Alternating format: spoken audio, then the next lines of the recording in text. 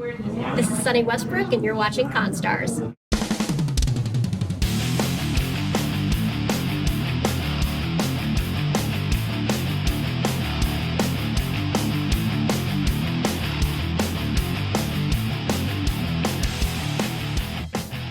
What's going on, everyone? Cruizer here, and we are back doing cons. For the love of God, I've missed out on this so much. And I'd like to thank Sunni Westbrook for being my first guest back. Sunni, thank you so much for being part of this. My pleasure. It's been a long time since we've been able to get together. Oh God, yes. I have been depraved for so long. But anyway, everyone knows you as Cozy Glow from My Little Pony. Yes. However, that wasn't actually the only character you auditioned for, from what you told me. Tell us some of the other characters you auditioned for. Oh, okay.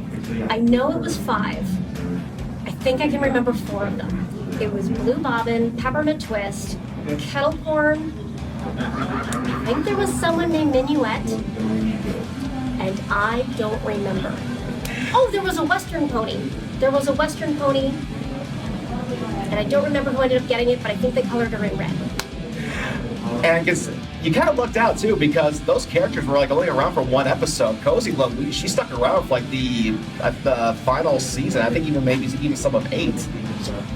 Villain in season 8 and 9, and it was wonderful because when I didn't get the parts that I originally auditioned for, I was so disappointed. Mm-hmm. But in the end, it worked out really well, because if I had booked 1 or 2 of those, I might have been too familiar to the show to have gotten to book Cozy. Mm-hmm. So it worked out.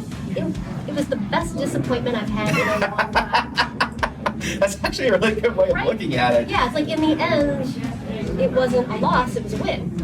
Now, a lot of us in the fandom, when we saw this character, we were all kind of creeped out, like, what is this child up to? Did you get as weirded out by her as we did? No, because I knew. Oh, you knew from the get-go? I knew from the get-go that she was going to be the villain. Which is why when she's crying to the Cutie Mark Crusaders, well, I can't get into the school. Yeah, she's putting on a big show to get sympathy because she's going to use it against them. Oh man. Yes, I just remember like all the videos that came out of, her first appearance, and there's that one frame where the CMCs are helping her, and she has this very evil look, and I remember a friend of mine, was like, I've got my eye on you. Everybody was put off by her. But the other cool thing you got to do with this character is that you actually got to sing for her. Was it difficult to sing in character? I don't consider myself a singer, so I prefer to sing in character because it's more of a sing-speak and a silly little kid voice, and I prefer singing in character than to try to really build something out like a Twilight song or a Rarity song. Mm-hmm. Now, were you actually aware of the fandom when you started auditioning for the absolutely. show? Absolutely. I didn't get to Vancouver and get a voice agent until 2014. Oh, wow. So I was well aware. Mm-hmm. And one thing I actually thought was pretty fascinating that I found out about you is that you also are pretty out there with your regular day job. And because I think that's important for people to know that just because you're doing a day job and your entertainment job, there's no shame in that. Oh God, no. No, for me personally, my driving motivation is I want to be able to support myself. Mm-hmm. And if I can support myself being a storyteller, that's ideal. Mm-hmm. But where my voice fits in and what animation's doing, there's some luck to it. Mm-hmm. And it ebbs and flows. And I'm fortunate to have a really supportive spouse who's happy to take care of everything and make sure all the bills are get paid and go do your acting thing. What if something happens and he can't take care of both of us? Well, I should be able to take care of both of us. And I can't do that as a full-time storyteller at this point in my life. So during the pandemic, I got my real estate license in British Columbia. And then we moved to Nevada, and I got to start over again.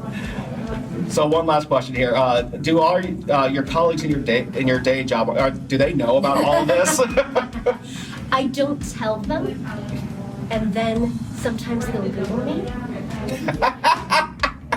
and I can tell. Google ruins everything. Remember that. It was kind of amazing because I had this couple who was mentoring me, and one day John walks up to me and says, "Cozy Glow, My Little Pony." His daughter creates fan art. No kidding. Yeah, she's been working the convention scene for years, so he absolutely knew what it was. I never would have guessed that he knew. So it was a fun thing we could share, and some people figure it out eventually. And it's fun to get to share it with them and see how they react. Well, I'm glad you actually took some time to meet fans. We all really appreciate that. I love it. And thank you so much for your time. And until next time, I'll see you guys at the con, and hopefully without having to wear these. Take care.